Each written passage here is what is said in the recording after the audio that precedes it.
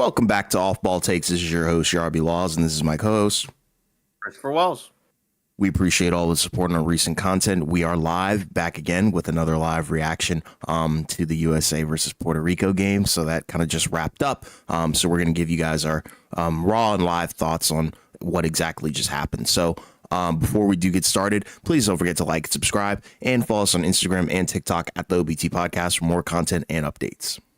Yeah, so Team USA once again wins again. 104-83 is the final score. It was a close game in the first half, right? It was Puerto Rico. They came out kind of swinging. The game was actually delayed initially, if you watched it on TV, and so I don't think you really got to see it until about midway through the first quarter. And Puerto Rico initially built up a lead.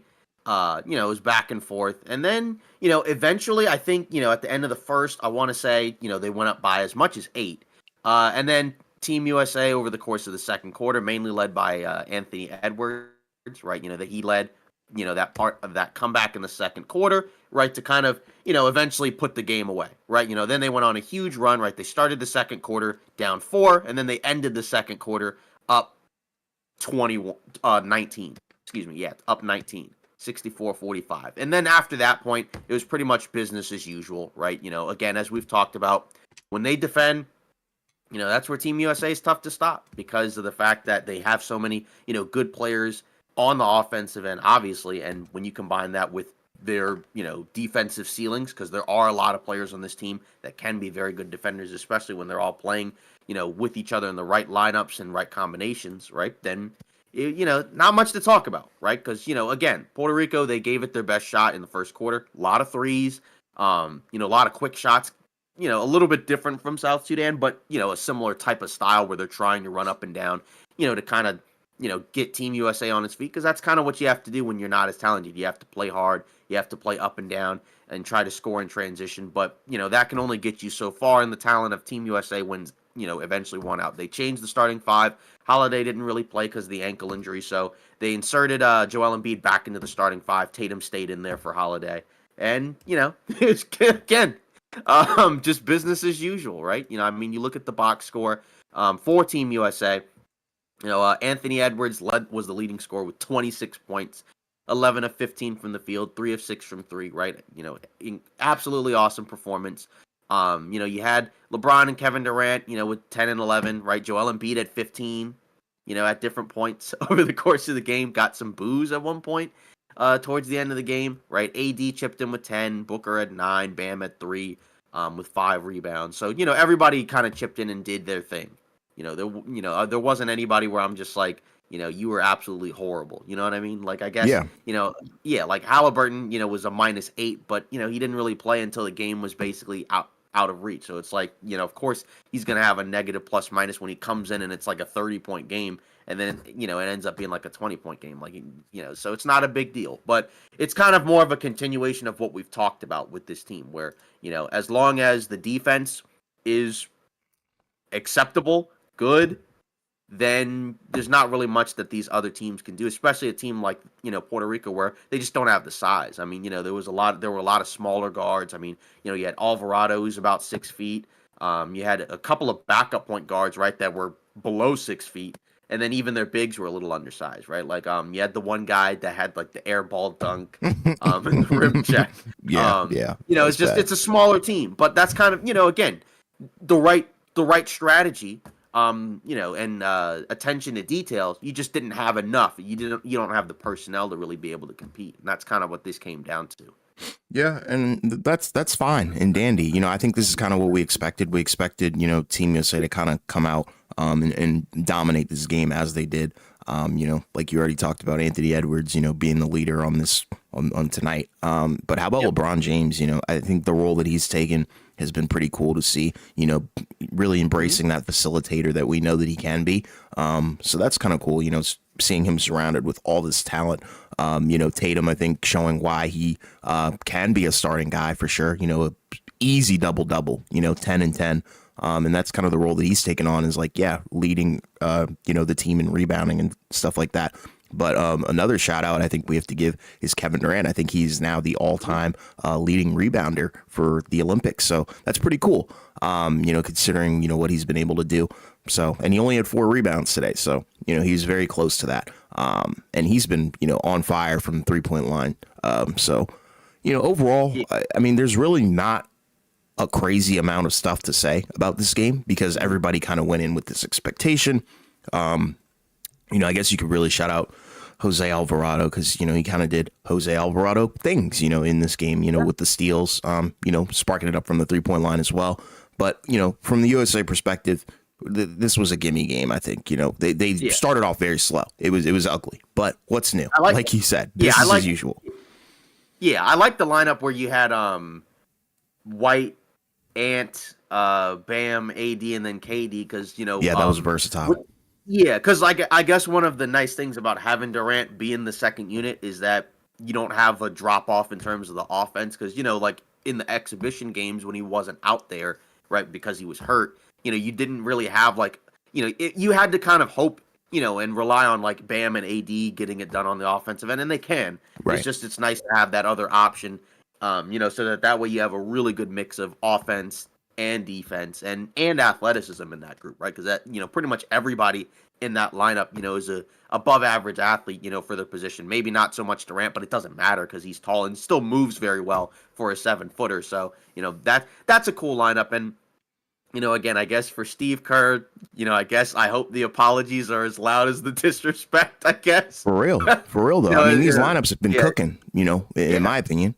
And I think they fit seamlessly. Like, you think about it and, like you talked about that lineup with KD and D White, Bam, like those are all switchable guys in terms of what they can do on both ends of the floor. So, the team is very versatile. There's no way you can mess this up with the amount of talent that they do have. This isn't the FIBA World Cup where we're kind of sending the B-list NBA players, but this is the top tier talent. So, and I've already talked about it multiple times where, they always have that safety net of talent to lean back on. And you can see it, look at the box score, once you get past, like the 8th guy on the freaking Puerto Rican team, it's bad. But, you look at the US, the 8th guy is like Anthony Edwards in this game, and he, had 26 points. So that's kind of the way I feel about it.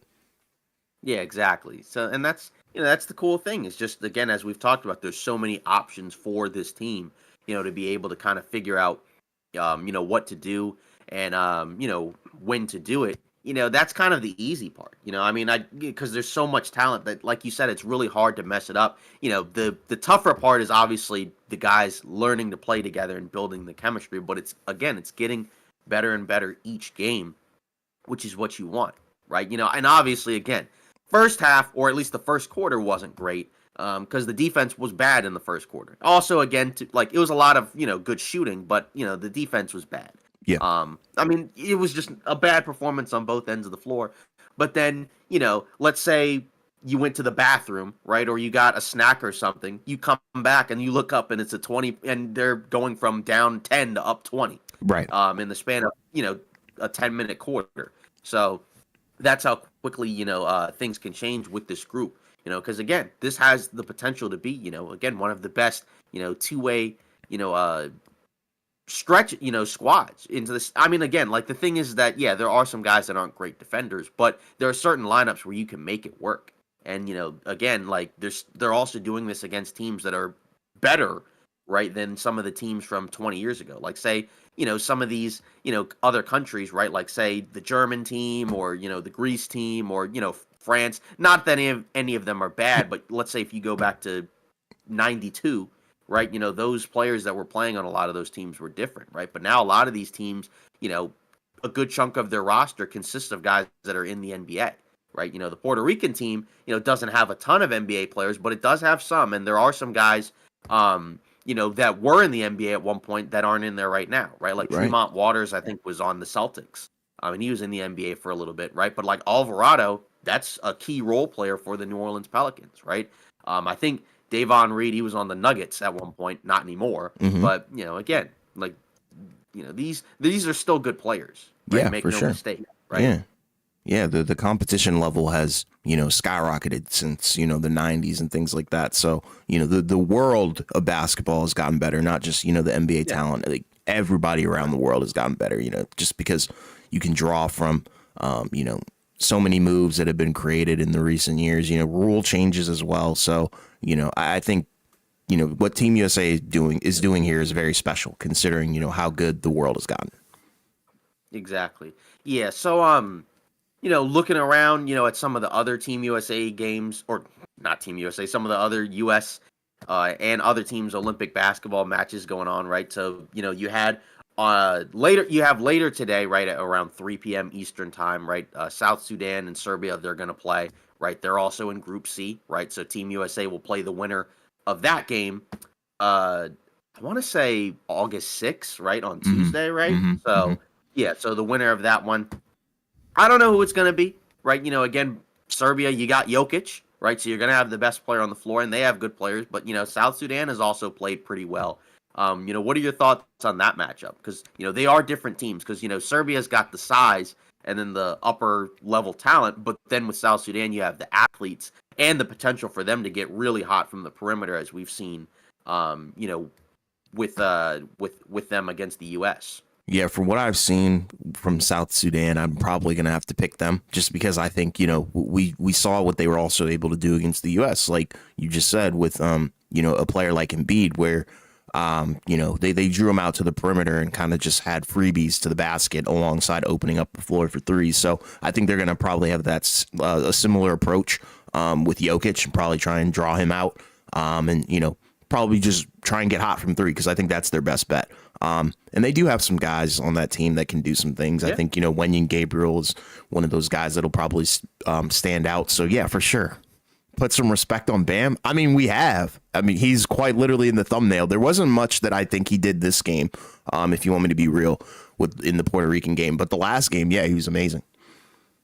I mean, we've talked about it where, he's been, kind of one of the key pieces for this Team USA team. And we talked about it, about how he could be the next guy next season, right? That kind of takes another leap, especially if that 3-point shot continues to pan out where, all of a sudden that's going to make him, an even more effective offensive player. And that's how it's going to be easier to, put him at the four and do Yeah, all of these other cool stuff, things with Miami on both ends of the floor, right? Which is, yeah, kind of, I think, like another way that he can succeed, because we've talked about it, right, with the Heat, where you're kind of at a point where you probably have to start to get ready to kind of exit the Butler era and get ready for the Bam era, right, as he gets ready to enter his prime, because he's not there yet, right? He's still, a young-ish guy, right? He's, 26, 27 years old. yeah. So, that's basically getting ready to enter your prime. So he can still clearly get better, and he looks really good, so. Yeah, he's looked very solid for Team USA. Definitely like a leading factor as to why, they've been so dominant, especially coming into that second unit. Yeah. And then for the other quarterfinals matchups, right, on Friday, we had some games, right, that occurred. You had Brazil blowing out Japan, right? Rui Hachimura, he didn't play. I think he had a calf injury, right? So, we'll see if that lingers, into the regular season for him. Hopefully it doesn't. Hmm. But they got destroyed by Brazil. Greece, right? They beat Australia 77-71, right? That's Giannis's team, right? They beat the Australian team. And then you have Canada, right? Beating Spain by 3, 88-85. And then you have Germany beating France by 14, which I didn't really expect. But again, we've talked about it where the German team, we talked about it. Two of those three teams, Germany, France, Canada, will probably be the silver and bronze, assuming Team USA gets the gold, right? Because those are, clearly I think the next 2, 3 best teams. Yeah, I think the most surprising one was for sure the Germany France game. I was not expecting that. And Yeah, you I look mean around at what France has at their kind of beck and call, and then you look at Germany, you feel like a team with Wembanyama should kind of go crazy, but in this game they definitely didn't. Like Franz Wagner, which is a guy that we freaking highlighted in our last episode, Schroeder as well. So 26 points each. So Yeah. great showing from those guys, which is why I think we highlighted Germany as being one of those dangerous teams. Yeah, exactly. So because like you said, 52 combined points from them. Hmm. I think Schroeder also had like 9 rebounds. Hmm. No, or excuse me, 9 assists. My bad, 4 rebounds. But so again, like that's those are some really good performances, right? I Yeah. think Isak Bonga, right, former Laker legend, right? He played as well. Yeah. So, a Wizards lot to like legend about, too. yeah, exactly. A lot to like about a lot of these teams. Yeah. But yeah, but again, like I said, for Team USA, they don't play again until Tuesday. They'll be awaiting the winner of Serbia and South Sudan. Yeah. Yes. Yeah, so I guess, just kind of as a discussion, because we haven't really talked about them a ton, right? So obviously you have Alvarado, on that Puerto Rican national team. Just kind of like a quick thing about the Pelicans. So, like, what do you think of, the New Orleans Pelicans roster going into the season in terms of what, they're possibly likely to do, right? Because, you look at how they performed last year, and they started the year off, kind of slow, right? And then obviously in season tournament debacle, right, where they got destroyed by the Lakers.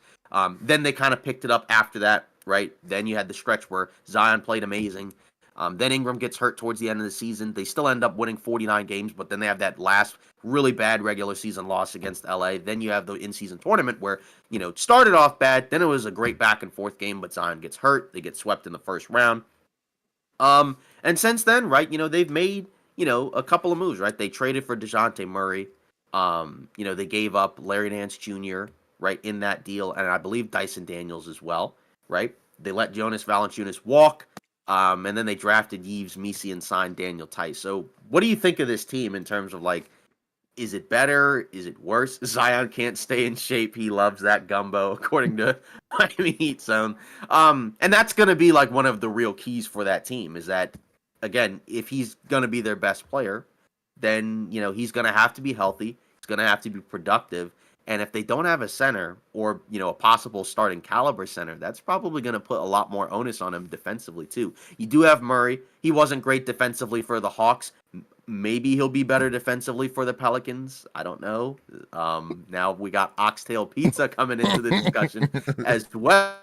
But what are your thoughts on the New Orleans Pelicans? Because Alvarado, it feels like he's going to have another relatively important role for that team as, kind of that point of attack defender off the bench.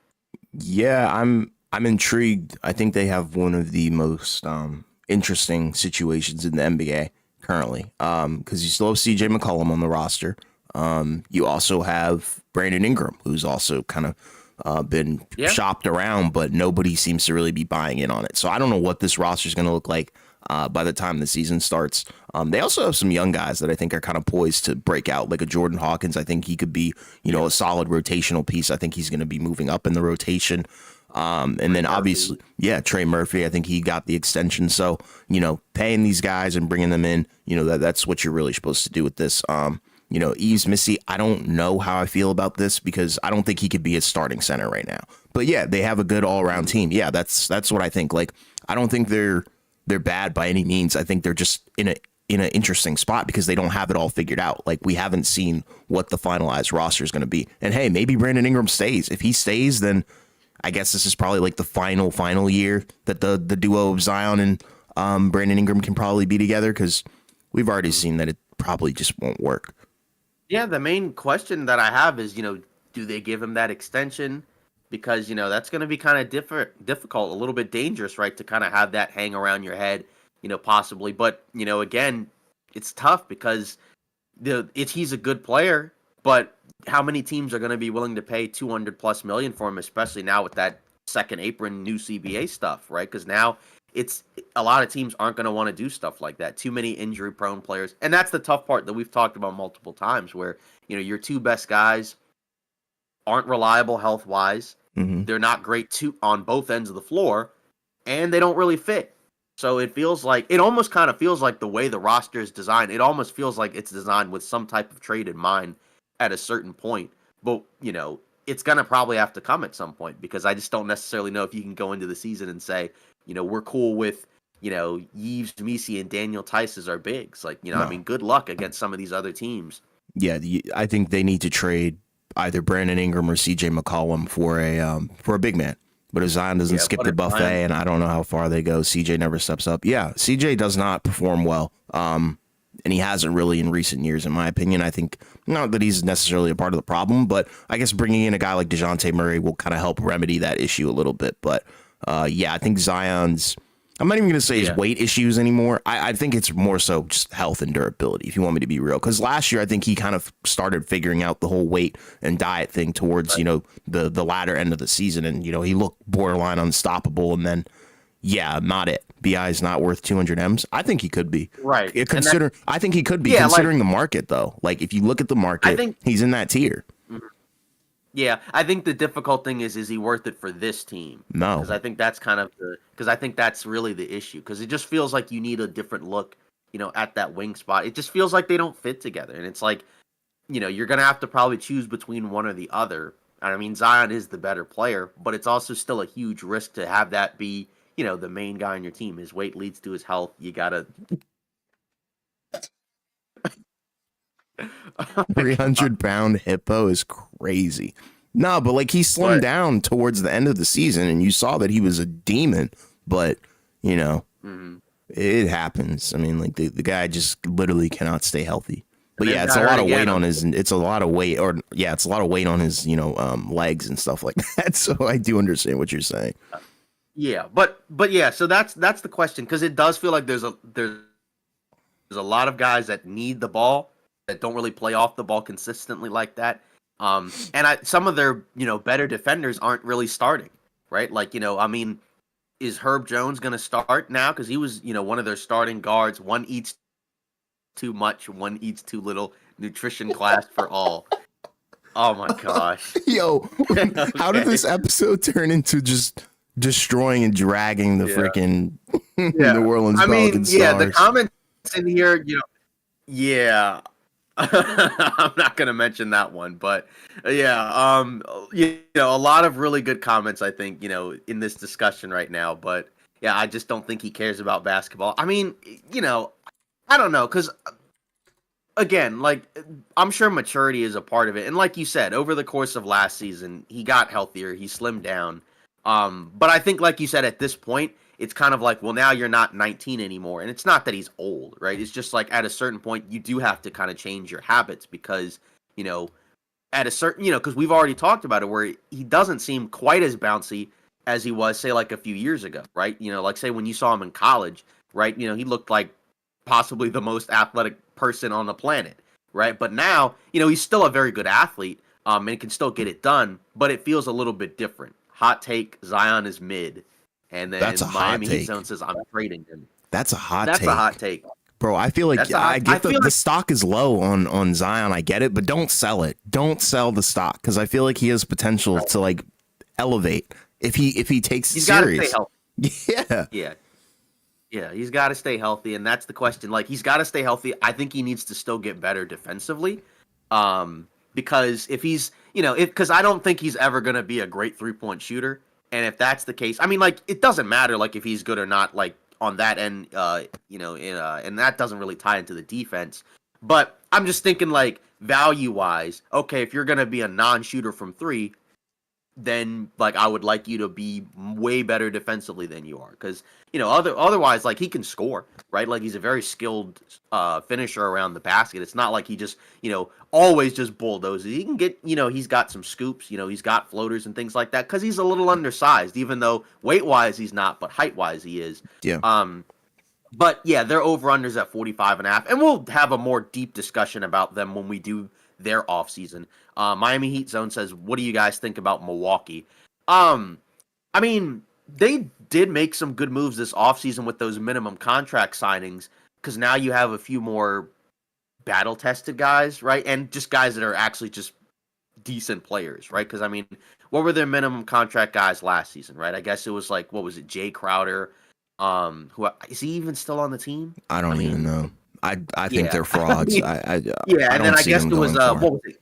Cameron Payne, and then it was Patrick Beverly. Like, I feel like that they did, boost their depth. I just still need to kind of see what the core does, because the concern I still have is that your core 5 of guys, other than Giannis, are still all now another year older. Maybe they're a year removed from just like a nightmarish year where everything fell apart due to injury. So maybe you might hope for better health, but how much can you really bet on that when these guys get hurt every year, right? Like, Lillard is a guy now that does miss more time compared to what used to happen. Chris Middleton, right? He had off-season surgery, I think, on both of his ankles, right? So it's going to take him a little bit of time. I'm sure he'll be ready by the start of the season, but this is like his third or fourth surgery in the last 15 months or something like that, right? Lopez is a dinosaur at this point, but he can still get it done, I guess. Yeah. So I don't know. Sleep on the Kings, though. Bro, why does everybody come into this podcast on like our shorts, our normal videos, live streams, talking about the Kings? They're not good. And I hate to offend, anybody who's a Kings fan, but I mean, they had one playoff appearance and now everybody thinks they're amazing because they're not going far, bro. Not in that Western Conference.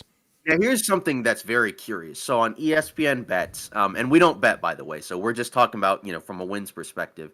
So they have New Orleans at 45.5, and they have Sacramento at 46.5. So, I guess so in terms of just wins, right? Just wins. Do you feel like the Kings will win more games than the Pelicans next season? Yeah, because they are privy to stay more healthy. But that has nothing to do with the talent. If both those teams meet in the playoffs, I'm taking the freaking Pelicans. I'm sorry. Mm-hmm. Yeah, I mean, yeah. And the thing is that was funny last year is that the Pelicans pretty much smoked the Kings, right, in all of their regular season matchups, right? Because nobody on the Kings could slow down Zion. Ingram and McCollum, for the most part, were kind of able to do whatever they wanted to. And then Valanciunas was able to get it done. Now, the interesting piece is now Valanciunas is gone. So you don't have that big guy at the center spot that you can just kind of throw the ball to and get, extra possessions and, score inside. So that's going to change some things. But, I mean, the Pelicans team is really talented. So it's kind of hard to just, like you said, completely sell your stock. You just got to see them healthy. Whereas, like you said, to be fair with the Kings, other than the last 2 weeks of last season, right, they've had a very high level of luck in terms of the injury perspective, right? Where most of their guys have had 2 straight seasons of not missing a lot of games, right? Other than Malik Monk getting hurt right at the end and Kevin Huerter getting right at the end. So then the question is, do they have a 3rd straight season of really good health, or do they kind of have a little bit of bad luck? And that's kind of hard to really just gauge because most of their guys are still young, right? So and they don't really have like checkered injury paths or anything like that. So and then obviously you're making the swap where instead of Harrison Barnes, it's DeMar DeRozan. So they'll probably go back to winning more regular season games than they did last year. I don't think it'll be like a significant change in how many games they win just because of how good the Western Conference is. But they're going to have to be like a top 5 offensive team, I think, to get, closer to 50 wins, right? Like they did a couple seasons ago. Because that's how they did it, right? That's how they were the 3rd seed when they had that playoff appearance, right? They were the number 1 offense, I think, in the NBA. Or something like that, even though they were a terrible defensive team. Last year, they were kind of average on both ends of the floor. So, you got the defensive upside, but then your offense was a lot worse. So I think you're hoping that DeMar DeRozan can kind of, shore up some of that since he's a better player than Harrison Barnes. But will it lead to more playoff success? Probably not, because I still think you have to be really, I still think you have to have some good defense in order to win multiple playoff series. Memphis is also coming back. Now that's a good take. Yeah, that's a great take. And we just talked about them. In our last podcast, we talked about the Kennard re-signing, right? Where it's now you do have another guy, another team, like you said, that you have to worry about, and that team does have a little bit more of a track record. Obviously, it's a different, grouping of guys. Right, because you do have, because Dylan Brooks is gone, right? Tyus Jones is gone. Steven Adams is gone, right? But in their places, right, I guess you have, Marcus Smart. Now you have year 2 of G.G. Jackson, assuming he gets, regular playing time. Zach Edey, right, the 9th pick of the draft. We'll see what he does, right? Brandon Clark coming back from his Achilles injury. So they should be back to winning a lot more games. Both teams already making Cancun plans for next season. I'm assuming he's talking about Milwaukee and Sacramento. Yeah, Milwaukee and Sacramento. Okay. Yeah, or maybe New Orleans. I don't know. Or maybe New Orleans and Sacramento. I feel like he's probably talking about New Orleans. None of the teams that we're talking about are going to win the NBA Finals next year. I mean, that's just no. That's just not going to happen. Right. I guess just as a random question of those teams, Memphis, New Orleans, Sacramento, Milwaukee. Well, no, take Milwaukee out of that because that's the Eastern Conference team. New Orleans, Sacramento, and Memphis, right? So I think we're all kind of in agreement that Memphis will probably be the best of those three teams. Yeah, because Maybe people not. have forgotten how good Ja Morant is. Like that guy is, Right. I think Yeah. That breaking guy was top top 10, 10 before, even higher than before. that, in my Right. opinion. Yeah. Who y'all got coming out of the East and West? Uh, I still haven't made my prediction stuff yet. We don't usually do that until a little bit later, It's way too early. into the season. Yeah. But, I mean, assuming Boston is healthy, they're still probably the favorites to come out of the East, but it's still very difficult to go back to back because we haven't seen a team go back to back in the finals, right? Let alone win back to back championships. The West one is definitely, I think, tougher to figure out just because of the fact that, for a while, right, you thought maybe Denver, but then they've kind of lost KCP, but they'll still be really good, right? They'll still be in the mix of those teams, right? Dallas was in the finals, and it doesn't feel like anybody's picking them to make the finals, but they also made some good improvements to their roster. So you never know, they can make a run. Minnesota, they made improvements, and they're led by a young guy who's going to be better. Then you have OKC, right? So OKC, it feels like may have the best roster, but they're also young, so we're gonna have to see what they do, and how they learn from their postseason, stuff last year. So it feels like they could be the favorites, but I feel like I don't have a team yet, but one of those four teams I think is probably gonna get in there. I don't really see another team outside of those four that's gonna get in unless somebody surprises me, at Uh, least in the West. I'd go with Boston and Minnesota. Those are my Okay. two early picks. I just really like what Minnesota did in the draft, and I think those guys are going to come in and kind of remedy all the issues that they had last year in the playoffs. So, Mhm. Yeah, I guess so. Of those four teams, which one are you the lowest on which which four? in the West? So we're talking about Dallas, Denver, Minnesota, OKC. Mm, Probably Denver, just because they lost KCP, and it's hard to kind of replace that. They didn't replace it. They're going with a whole new identity and adding Russell Westbrook in to the second unit. Hmm. So they're going to look a little different. It's not that my stock is low on Jokic or Jamal Murray, maybe a little bit lower on Jamal Murray, just because I didn't really like what I saw in the playoffs from him last year. But Right. I think they're still solid. But of those teams, probably Denver, because I feel like they didn't do anything in the offseason to really improve. Like Dallas, they got Clay. Right. Oklahoma City, they got Yep. Hartenstein. Minnesota, they did Yeah. their thing as well. So, yeah. Yeah. They got the young players, so Yeah. yeah. I feel like I'd probably agree with you. I wouldn't. Again, none of those teams, if they made it out of the West, would shock me, just because they've clearly proven that they can make those deep runs. But it feels like Minnesota or OKC maybe, or again, like there's a world where I think Denver could do it, but I feel like you're banking on a lot of stuff to happen. Like I feel like they may have more questions now because of the fact that you have to hope and pray that those young guys that they have pan out. If the Hmm. young guys pan out, then they could absolutely do it, but we just don't know. Yeah. Yeah, like if Christian Brown, if Peyton Watson, you know, can actually step in and kind of replace what they've lost in KCP, Bruce Brown, I guess throw in Jeff Green if you want. Then it's possible, but it's just tough because you've lost, a decent amount of talent. And it's not like those guys are all stars. It's just those guys were very proven players, for that team. Yeah, they're Whereas now playoff guys. yeah, exactly. Whereas now you're throwing unproven players in. The Clay one is interesting. Like, how do you think that will compare to, Derek Jones Jr., in that starting five? I think it gives you more reliability in terms of shooting because, like, you look at even like the numbers during the freaking or prior to I'm hearing echo, but prior to the what is it called? Um, Oklahoma City versus Dallas. Like Right. PJ Washington's corner three numbers were horrible. So, you put a Clay Thompson there and, you'll drastically kind of feel that improvement of the 3-point line or the 3-point shot efficiency coming from Clay. So I think, adding him will add some versatility. I'm not saying, they're going back to the NBA finals, but I think it's a solid move to the point where you don't feel bad about it at all. I think, and, it's Right. not like, you broke the bank to get him. So, Yeah. I mean, it was, yeah, you just gave up on Josh Green, which is fine. who's, it was fine, but again, you're not going to lose too much sleep over it, right? And you brought in Quentin Grimes. We'll see what he does. Yeah, like they had a good offseason. Do you think they still start with Gafford or do they start Lively?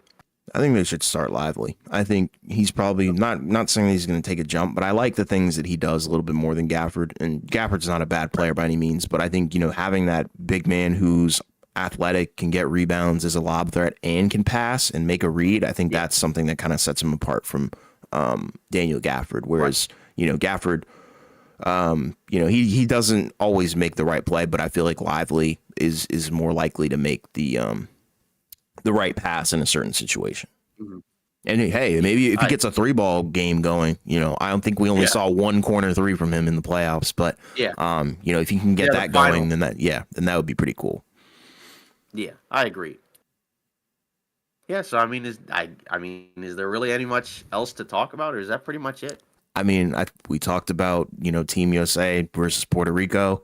We talked about the other Olympic matchups going on, and then obviously we had a little bit of a discussion about what the playoffs are going to potentially look like, some teams that we're high and low on. So we kind of covered all the bases, surprisingly. And there wasn't a whole lot to talk about in the Puerto Rico match, if you want me to be real. So we appreciate you guys coming through for this live stream. Is one of our shorter ones, but still very interactive. So thank you all for coming through. Thank you, Miami Heat Zone, for coming through. Thank you, Keith Wells, and thank you to the Homelander. We appreciate you guys' support, and we will be streaming on the next time that Team USA plays. So please look out for that. And we will see you guys on the next.